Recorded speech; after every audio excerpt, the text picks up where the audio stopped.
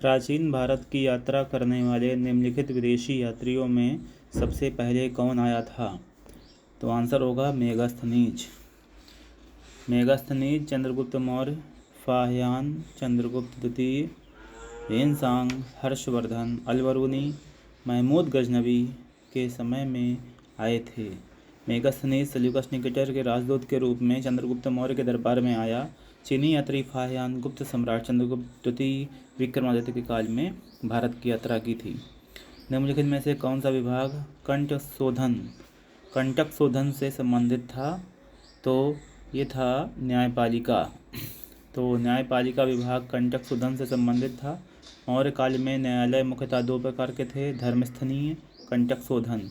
इन न्यायालयों का अंतर बहुत स्पष्ट नहीं है, फिर भी हम इन्हें सामान्यतः दीवानी तथा फौजदारी कह सकते हैं। इन दोनों में 3-3 न्यायाधीश एक साथ बैठकर न्याय का कार्य करते थे। विदेशियों के मामलों की सुनवाई के लिए विशेष प्रकार की अदालतें संगठित की गई थीं। अगला है, निम्नलिखित क्लासिकी लेखकों को कालानुक्रम में व्यवस्थित कीजिए। Arrian, Pliny, Ptolemy, Strabo. तो देख लीजिए, इसका कूट है ये। तो उत्तर में आ जाएगा बी नंबर, यानी कि पहले 1 आएगा, इसके बाद में 4 एरियन आएगा, इसके बाद में स्ट्रैबो, इसके बाद में प्लिनी और इसके बाद टालमी। इनका सन भी दिया गया है। एरियन 36 BC से 16 BC के बीच में, स्ट्रैबो 63 से 19, प्लिनी 23 से 79, टालमी 90 से 116 AD। आगे, अर्थशास्त्र के अनुसार शासकीय कर्मचारियों के अधिकतम और न्यूनतम वेतन का अनुपात कितना था? तो सी आंसर हो जाएगा 48,000 और 60।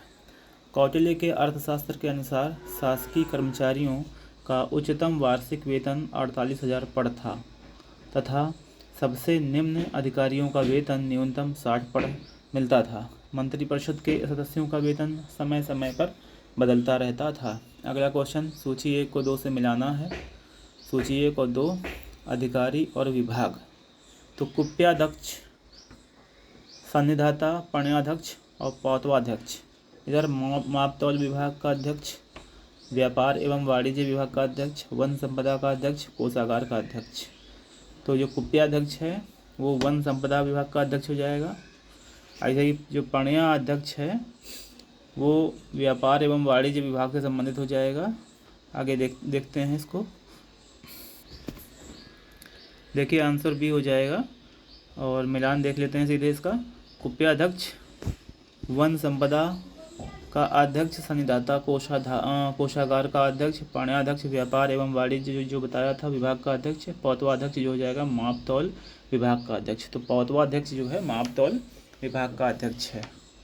ठीक है, सन्निधाता सबको पता ही है, कोषागार का अध्यक्ष होता है। आगे, चंद्रगुप्त मौर्य की राजधानी थी, सबको पता है क्या थी? पाटलिपुत्र।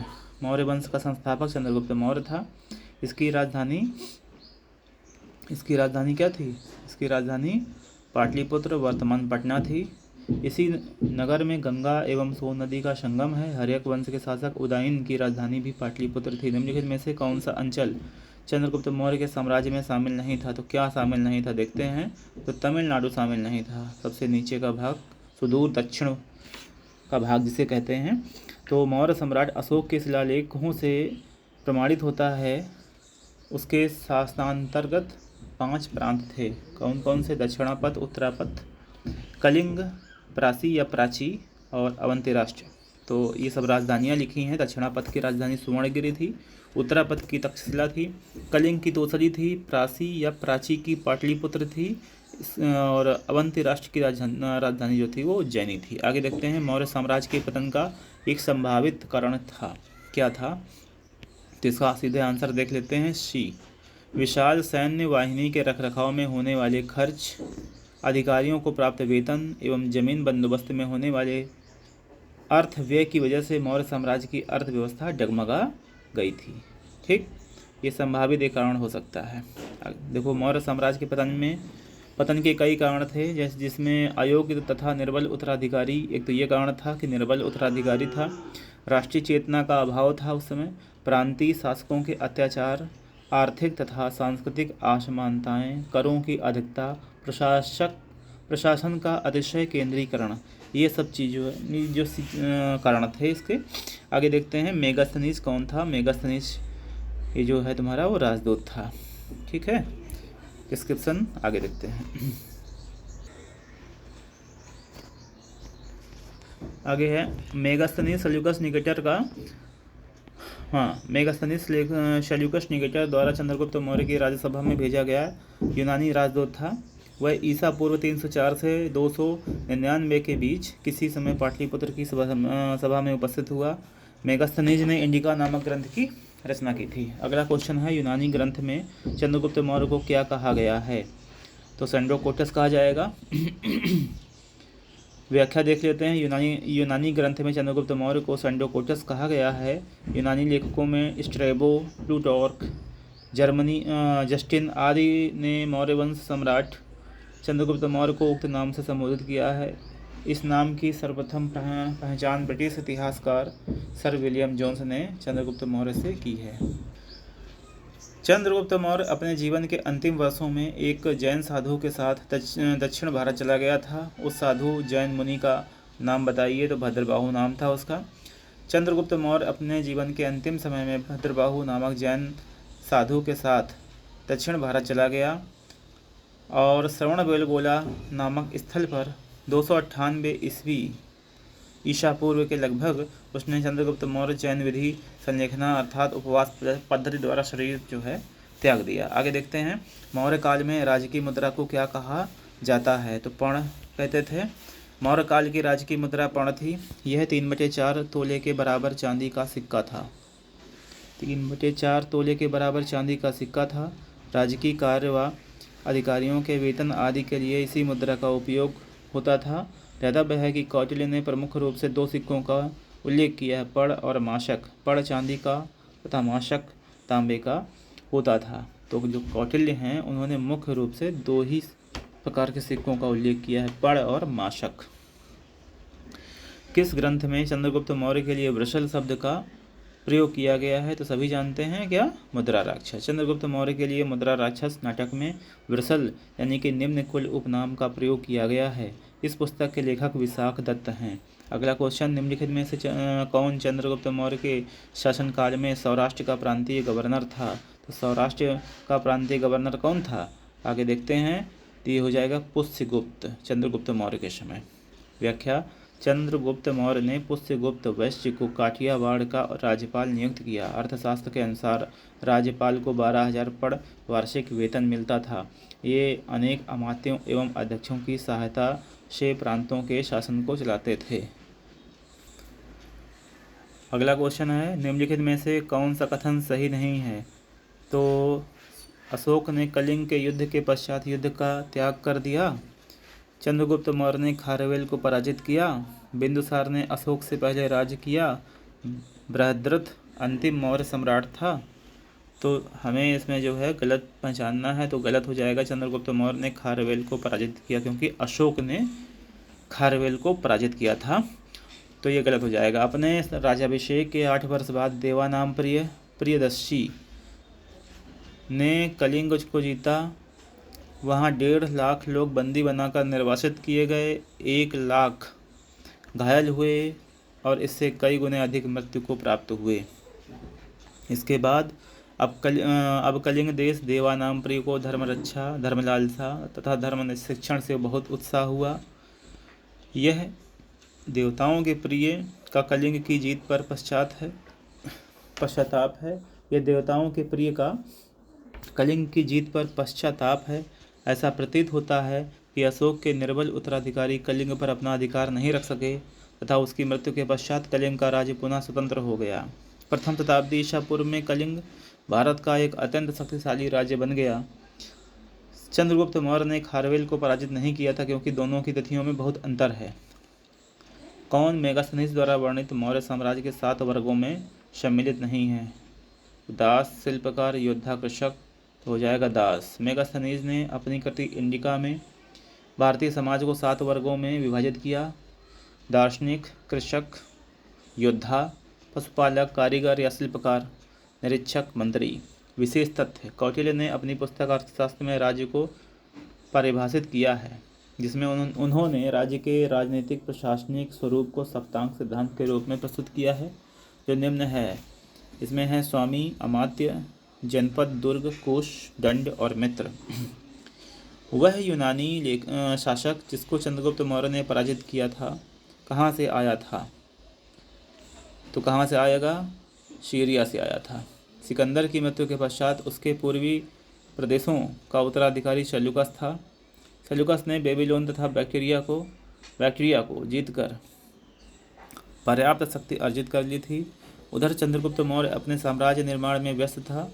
305 ईसा पूर्व के आसपास सेल्यूकस, जो इस समय सीरिया से शासन कर रहा था, अपने पूर्वी अभियान के क्रम में सिंधु नदी को पार कर चंद्रगुप्त से आ टकराया। हालांकि किसी भी स्रोत से दोनों के बीच युद्ध का कोई विवरण नहीं मिलता, लेकिन दोनों के बीच संधि तथा वैवाहिक संबंधों की स्थापना का उल्लेख मिलता है। इस विवरण से यही स्पष्ट होता है कि चंद्रगुप्त मौर्य ने सेल्यूकस को पराजित किया था। निम्नलिखित में से किसने आश्रित पत्नी एवं बच्चों की समुचित व्यवस्था के लिए बिना भिक्षु बनने वाले व्यक्तियों के लिए दंड का विधान किया था? ठीक क्वेश्चन है, निम्नलिखित में से किसने आश्रित पत्नी एवं बच्चों की समुचित व्यवस्था किए बिना भिक्षु बनने वाले व्यक्तियों के लिए दंड का प्रावधान किया था? तो किसने किया था? कौटिल्य ने किया था। ऐसी जो है नीति कौटिल्य की है। कौटिल्य के अर्थशास्त्र में बौद्धों के प्रति बहुत कम सम्मान प्रदर्शित किया गया है। कौटिल्य ने स्पष्टतः लोगों को अपने परिवार के पोषण की व्यवस्था किए बिना संन्यास ग्रहण करने से रोका है। निम्नलिखित में से किस राजवंश के शासक सीरिया जैसे पश्चिम में दूर के देशों के साथ राज संबंध रखते थे? तो मौर्य रखते थे। मौर्य राजवंश के शासक सीरिया जैसे पश्चिम में दूर के देशों के साथ राजनयिक संबंध रखते थे। चंद्रगुप्त मौर्य के समय सीरिया के शासक सेल्यूकस ने अपना राजदूत मेगास्थनीज मौर्य दरबार में भेजा था। स्ट्रैबो के अनुसार सीरिया नरेश एंटियोकस ने डाइमेकस नामक एक राजदूत बिंदुसार की राज्यसभा में भेजा था। यह मेगास्थनीज के स्थान पर आया था। एथेनियस नामक एक अन्य यूनानी लेखक ने बिंदुसार और सीरिया के राजा एंटियोकस प्रथम के बीच एक मैत्रीपूर्ण पत्र व्यवहार का विवरण दिया है। अशोक के अभिलेखों में भी एंटियोकस नामक सीरियाई नरेश का उल्लेख मिलता है। अगला क्वेश्चन, निम्नलिखित में से किसने यह कहा कि चंद्रगुप्त मौर्य ने 6 लाख सैनिकों की सहायता से संपूर्ण भारत पर आक्रमण और अधिकार किया? तो किसने कहा था? तो प्लूटार्क ने कहा था। तो मौर्य सम्राट चंद्रगुप्त को नंदवंश के उन्मूलन तथा पंजाब सिंध में विदेशी शासन का अंत करने का ही श्रेय नहीं है, वरन उसने भारत के अधिकांश भाग पर अपना आधिपत्य स्थापित कर लिया। प्लूटार्क ने लिखा है कि चंद्रगुप्त मौर्य ने 6 लाख लेकर समूचे भारत पर अपना आधिपत्य स्थापित किया था। जस्टिन के अनुसार संपूर्ण भारत उसके कब्जे में था। महावंश में कहा गया है कि कौटिल्य ने चंद्रगुप्त को जम्बू द्वीप का सम्राट बनाया। प्लिनी ने, जिसका वृत्तांत मेगास्थनीज की इंडिका पर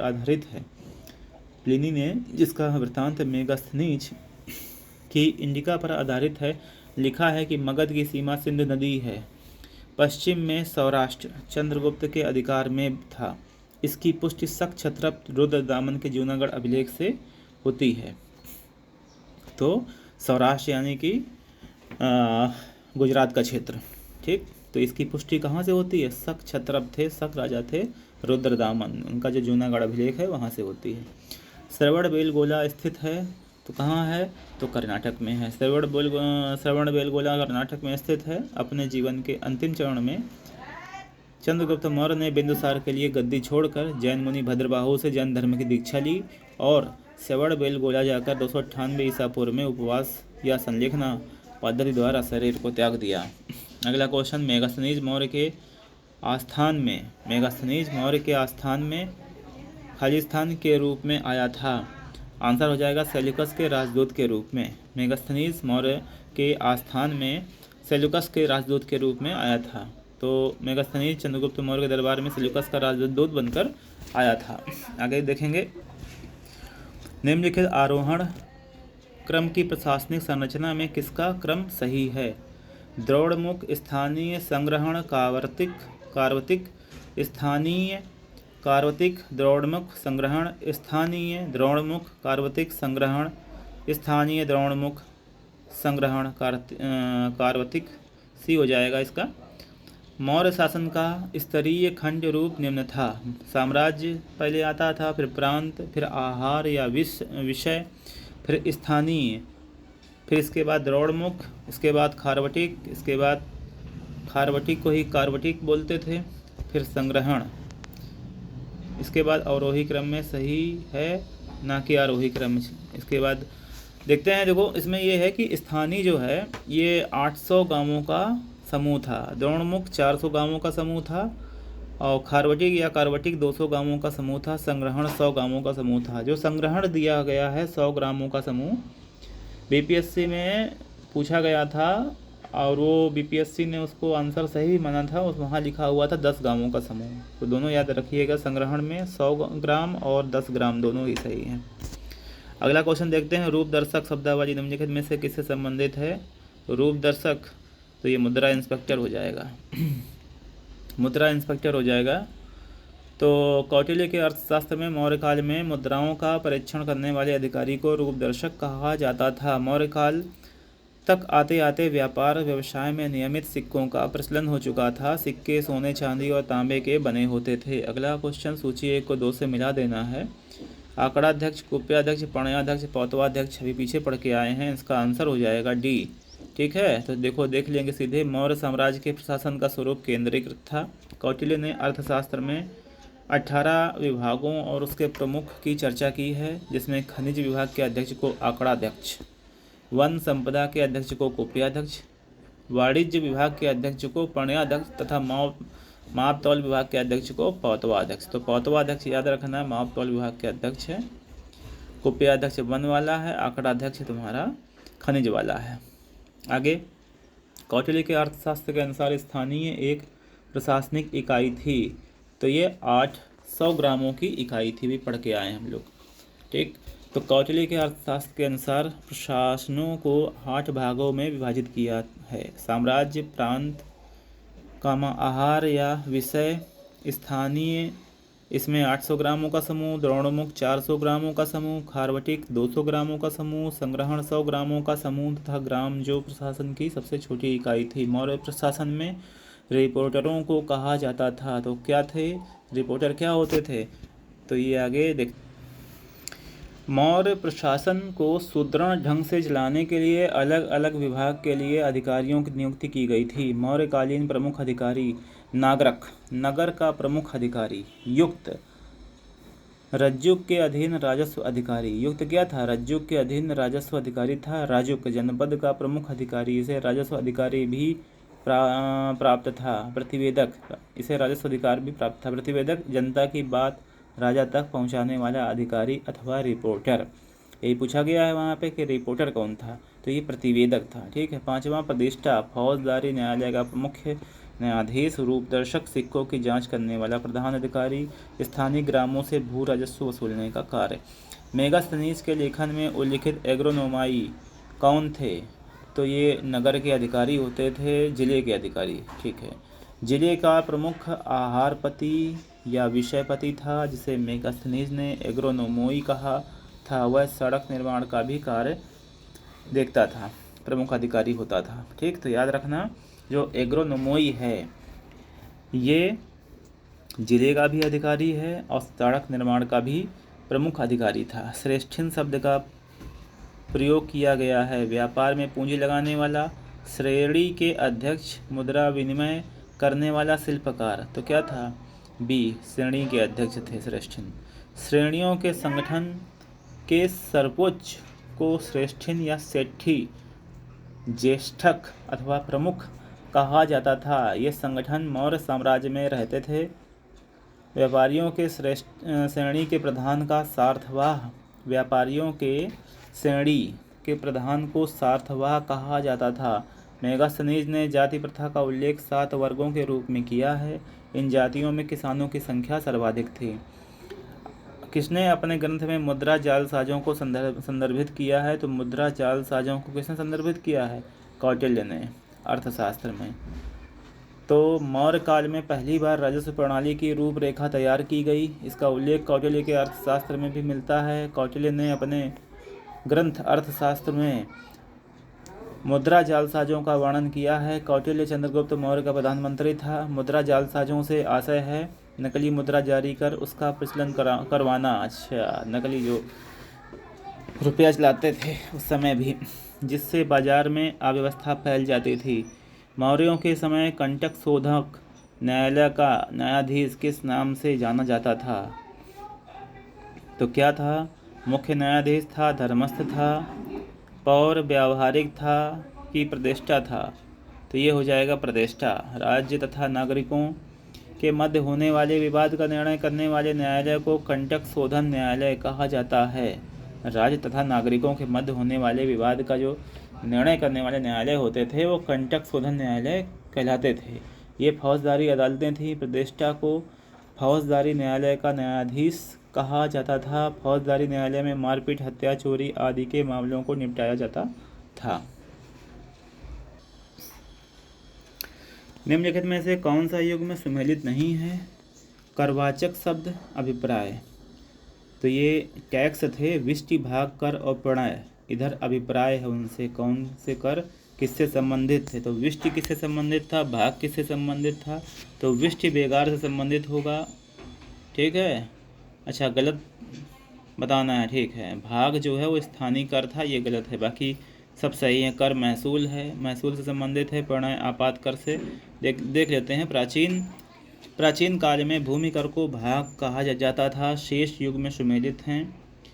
तो भूमि कर था भाग, तो विष्टि को बेगार, भूमि कर ये भाग था, महसूल जो था केवल कर था, आपात कर प्रणय था, यानी कि प्राण खतरा हो जाए तो आपात कर लग जाएगा।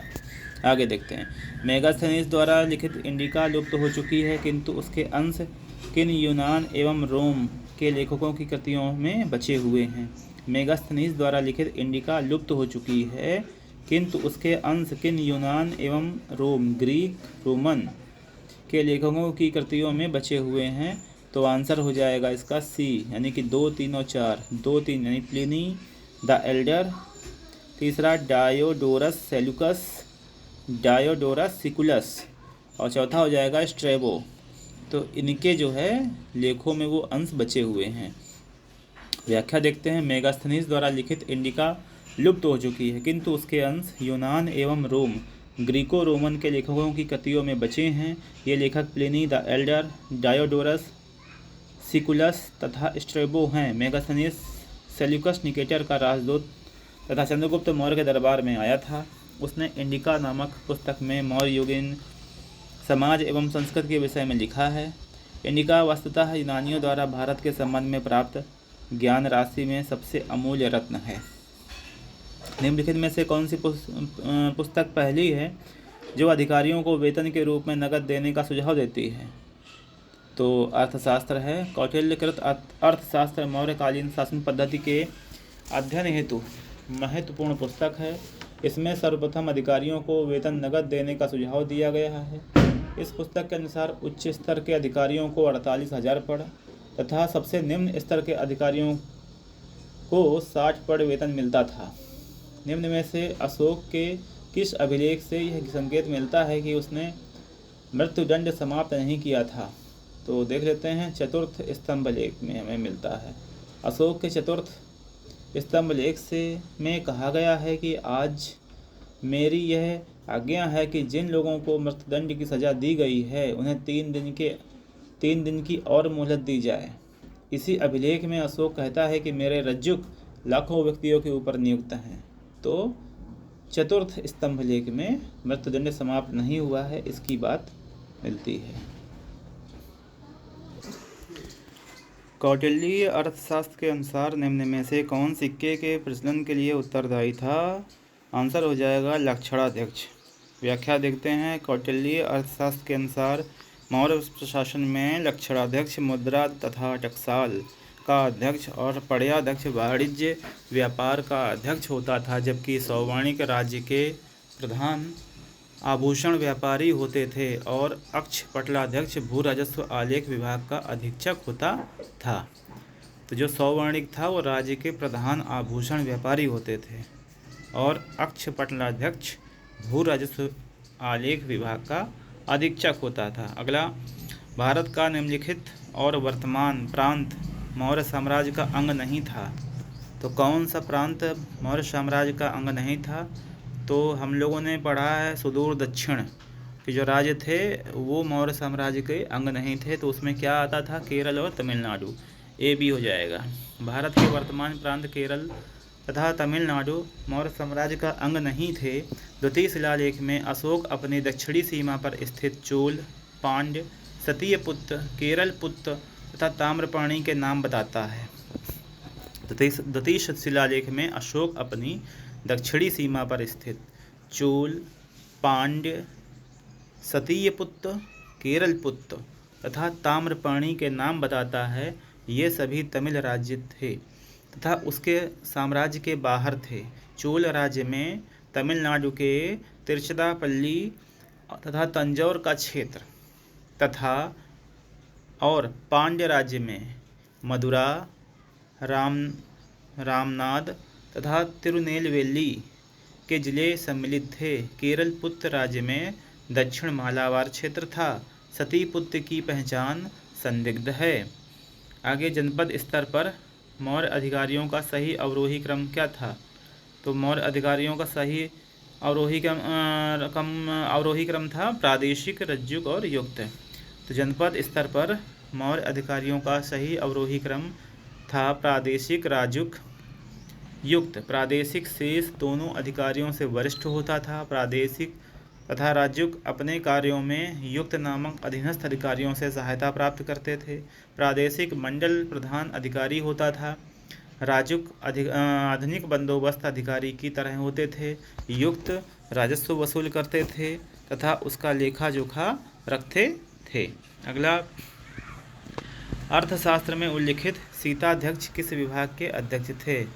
तो ये राजस्व से संबंधित या कृषि से संबंधित हो सकता है, तो कृषि हो जाएगा। कौटिल्य के अर्थशास्त्र में अनेक प्रकार की भूमियों का उल्लेख है। राजकीय भूमि से होने वाली आय को सीता कहा जाता था, जबकि राजकीय भूमि की व्यवस्था करने वाला प्रधान अधिकारी सीताध्यक्ष कहलाता था। और ऐसी भूमियों पर दासों, कैदियों तथा कर्मचारियों द्वारा कृषि कराई जाती थी। मौर्य शासन प्रबंध के अंतर्गत राजस्व व्यवस्था की देखरेख करने वाले अधिकारी का नाम क्या था? तो ये हो जाएगा समाहर्ता। ठीक है, आगे इसकी व्याख्या। मौर्य शासन के संबंध में मौर्य शासन के प्रबंध के लिए प्रमुख अधिकारी इस प्रकार थे। पुरोहित, धर्म एवं दान विभाग का प्रधान, दौवारिक राजकीय द्वार रक्षक, अंतर्वेदिक अंतःपुर का अध्यक्ष, समाहर्ता आय का संग्रहकर्ता, सन्निधाता राजकीय कोष का अध्यक्ष, प्रशासता राजकीय कागजातों को तथा राजकीय आज्ञाओं को लिपिबद्ध करता था। ठीक है, जो प्रशासता था वो राजकीय जो कागजात होते थे उनको लिपिबद्ध यानी उसमें लिखता था। आगे, नागरक, पौर, नगर का कोतवाल। नागरक या पौर ये नगर का कोतवाल होता था। अंतपाल सीमावर्ती दुर्गों का रक्षक होता था। अगला देखते हैं। अगला है, कौटिल्य के अनुसार कंटक शोधन थी। तो ये फौजदारी न्यायालय अभी कई बार देख चुके हैं पीछे। कौटिल्यकृत अर्थशास्त्र में वर्णित कंटक शोधन वर्तमान समय में फौजदारी अदालतों की भांति व्यवहार करती थी। अर्थशास्त्र के अनुसार राज्य तथा नागरिकों के मध्य होने वाले विवाद का निर्णय करने वाले न्यायालय कंटक शोधन कहलाते थे। आगे है, सम्राट अशोक ने न्याय करने के लिए किस पदाधिकारी की नियुक्ति की थी?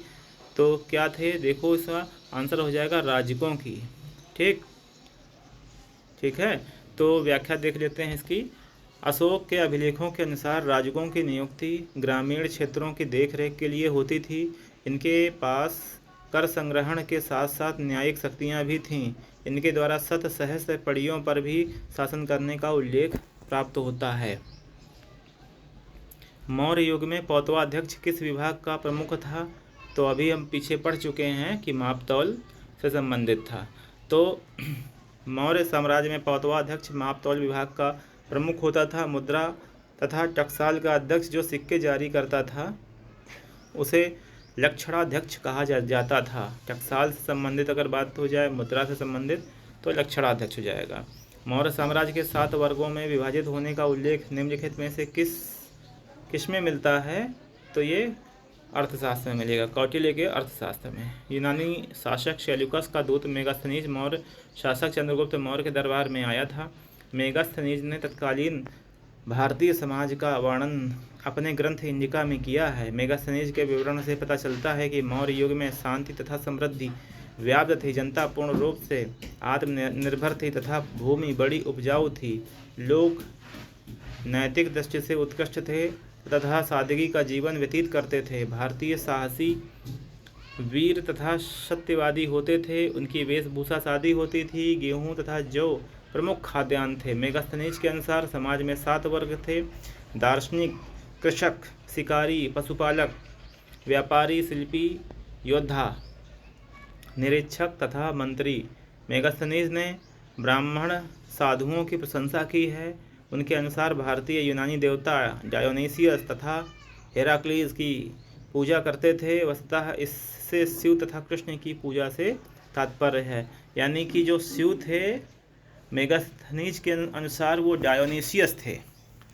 शिव को मेगास्थनीज ने इंडिका में डायोनीसियस कहा है तथा कृष्ण को हेराक्लीस कहा है। आगे देखते हैं। कौटिल्य के अर्थशास्त्र में उल्लिखित संस्था शब्द का संबंध है, तो संस्था जो है वो गुप्तचर व्यवस्था से संबंधित था। कौटिल्य के अर्थशास्त्र में मौर्य कालीन प्रशासन के बारे में विस्तृत वर्णन किया है। अर्थशास्त्र में संस्था गुप्तचर के लिए आया है। गुप्तचर विभाग एक पृथक अमात्य के अधीन रखा गया, जिसे महामात्य सर्प कहा जाता था। गुप्तचरों को अर्थशास्त्र में गूढ़ पुरुष कहा जाता था। इस विभाग में वे पुरुष नियुक्त किए जाते थे जिनके चरित्र की शुद्धता एवं निष्ठा की परीक्षा सब प्रकार से कर ली जाती थी। पूरे समाज में गुप्तचरों का जाल सा बिछा हुआ था। वे अनेक प्रकार के छद्म वेशों में भ्रमण किया करते थे तथा दिन प्रतिदिन के कार्यों की सूचना सम्राट को दिया करते थे। अर्थशास्त्र में 2 प्रकार के गुप्तचरों का उल्लेख मिलता है: संस्था अर्थात एक ही स्थान पर रहने वाले, तथा संचरा अर्थात प्रत्येक स्थानों में भ्रमण करने वाले पुरुषों के अतिरिक्त चतुर स्त्रियां भी गुप्तचरी करती थीं। अर्थशास्त्र से पता चलता है कि वेश्याएं भी गुप्तचरों के पदों पर नियुक्त की जाती थी। तो संस्था, संचरा, ये 2 प्रकार के गुप्तचर होते थे। इनके जो अतिरिक्त स्त्रियां भी थीं और कुछ वेश्याएं भी गुप्तचरों का काम करती थीं। मेगास्थनीज की रचना में उल्लिखित एस्ट्रोनोमोई कौन थे? तो ये नगर अधिकारी थे। आगे देखो, मेगास्थनीज नगर अधिकारियों को एस्ट्रोनोमोई कहता है। एग्रोनोमोई नामक अधिकारी भी नगर में सड़क तथा भवन निर्माण का कार्य देखता था। तो जो एग्रोनोमोई है वो भी सड़क तथा भवन का काम देख रहा है। बाकी जो नगर अधिकारी था वो एस्ट्रोनोमोई था। ठीक, आगे है कल्याण, यानी कि कल्याण का व्यापारिक केंद्र के रूप में उल्लेख किस यूनानी लेखक ने किया है? तो आंसर हो जाएगा कोसमास।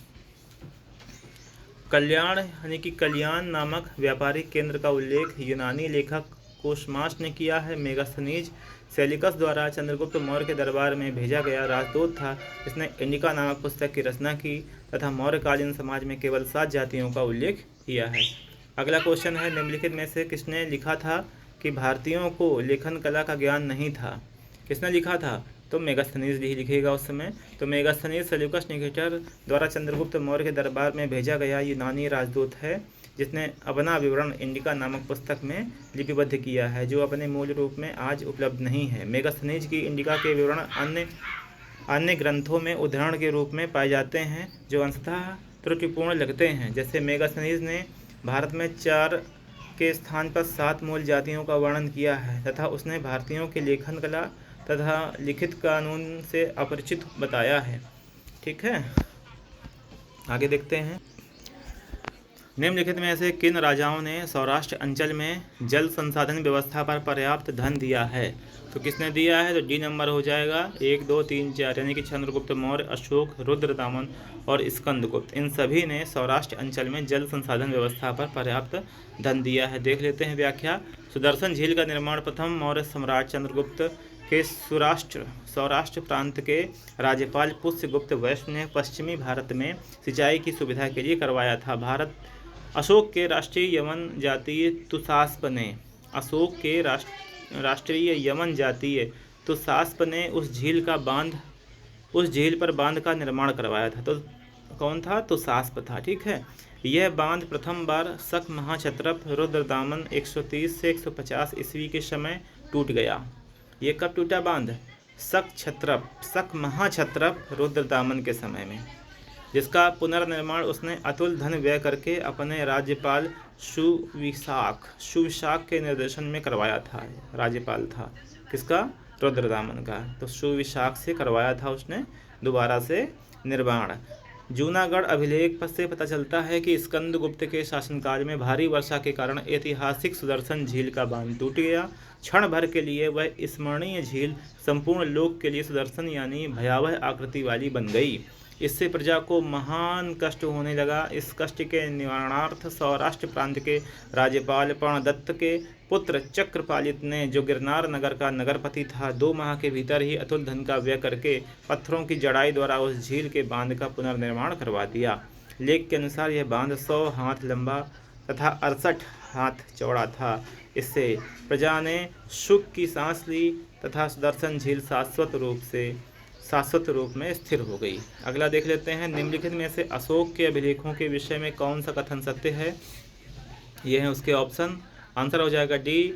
ठीक है। उसने 3 स्तंभ लेख फिरोज शाह तुगलक को मिले। उसके जो 3 स्तंभ लेख थे वो फिरोज शाह तुगलक को मिले।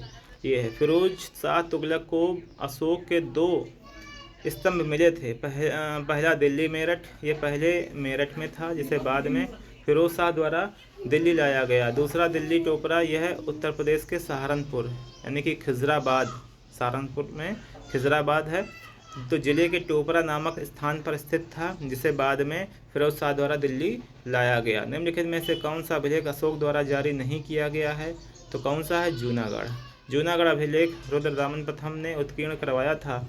इस पर अशोक और स्कंदगुप्त के लेख खुदे हुए हैं। सर्वप्रथम 1832 ईस्वी में जेम्स प्रिंसेप ने इस लेख का पता लगाया। इस लेख में कुल 20 पंक्तियां हैं। यह शुद्ध संस्कृत भाषा तथा ब्राह्मी लिपि में है।